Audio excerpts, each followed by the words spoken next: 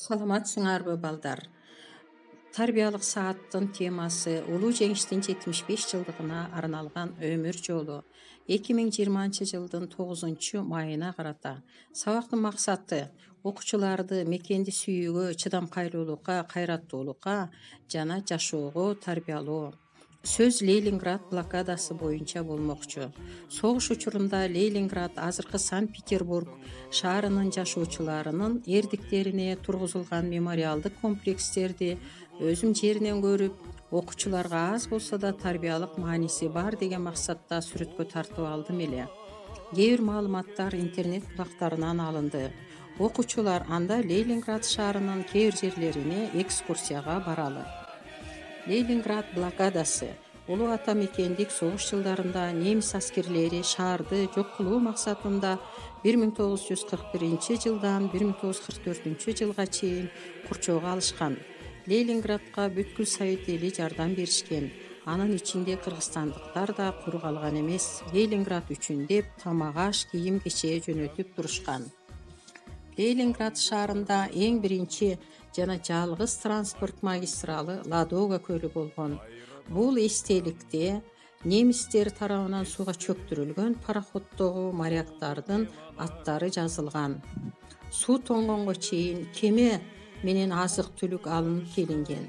Ноябрь айынан баштап атка чиркештирилген жана кийин муз үстүнө автомобиль жолу салынып 2,3 миллион тоннадан ашык тамак-аш, кийим-кече алынып келинген. Муз жолдон 1,5 миллион адамдар басып өткөн.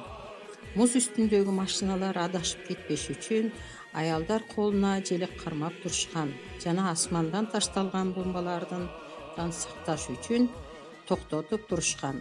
Ал эми шаардыктар күн чыгыш көл тарапты карап, жашоодон үмүт үзбөй, жакшы кабарды күтүшкөн. Ошондуктан ушул жол өмүр жолу деп аталып калган. Бул көрүнүш өмүр жолуна арналган мемориалдык комплекс. Жанында ошол учурда чоң согуштук куралдар, паровоз жайгашкан. Паровоз менен тамак-ашты шаарга жеткирип турушкан. Паровоздун капталында баары Ленинград үчүн деген жазуу бар. 1944 жылы январь айында Ленинград шаары курчоодон бошотулуп, 3 миллиондон ашык шаар калкынан 560 миң гана адам калган. Согуш учурунда мектеп окуучулары жана пионерлер да эрдик көрсөтүшкөн. Балдар үчүн өмүр жолунун боюна Светок жизнь деген мемориалдык комплекс орнотулган. Бул эстелик Таня Савичеванын күндөлүгүнөн алынган. Бир эле Таня калат. Савичевалардын бардыгы курман болушат. Окуучулар жана пионерлер үчүн тургузулган эстеликтер Ленинград үчүн бир кадамда артка кайтпаган. Эрдик көрсөткөн пионерлерге СССРдин баатыры, орден жана медаль жана партизан деген наамдарды беришкен. 1984 жылы айланасына 900 кайың отургузулуп, аллея достук деп аталган. Жана жылда окуучулар барып, байланган галстуктарды жаңылап турушат. 900 кайыңдын эгилиши Ленинград 900 күндө бошотулат. Ушундай каардуу жылдарда да шаардын элдери ачкачылыкка чыдап, сабырдуу жашоодон үмүт үзбөй өздөрүн өлүмгө кыйган эмес. Жатып өлгөнчө атып өлүп, душманга көкүрөгүн тосушкан. Мекен үчүн күрөшкөн жана шаардын көптөгөн баалуулуктарын сактап калышкан. Мисалы, Петергоф 18 кылымдан баштап улуу император Петр I бүткүл дүйнөлүк мурастарын сактап келген. Ошол мурастарды согуш учурунда шаардыктар, аялдар, балдар түнү жерди казып, көмүп, бомбалоодон сакташкан.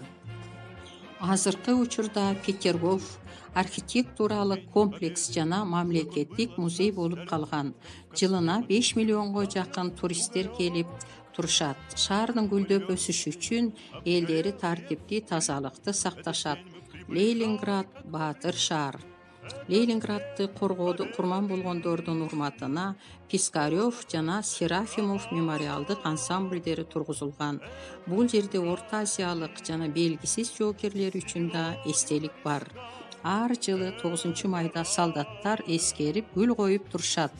жана Россиянын бардык шаарларында парадтан өлбөс полк өтүшөт.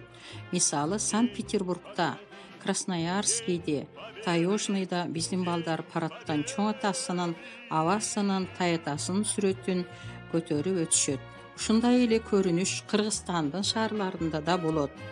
Жыл сайын 9 майда Ошто биз үй бүлөбүз менен аталарыбыздын сүрөтүн көтөрүп өлбөс полк парадтан өтөбүз. Кайнатам Арыков Паша Ленинградты бошотууга катышкан. Ал эми чоң атам Жапаров Масөр Берлинде жеңишти тозгон. Ушундай эрдик көрсөткөн кыргызстандыктар анын арасында аталарыбыз менен сыймыктанабыз.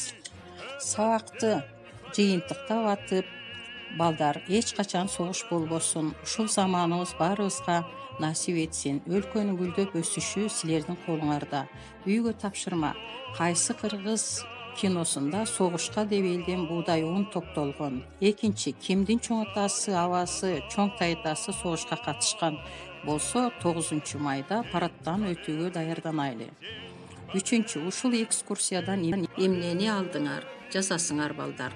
Сабактын соңу саламатта болгула.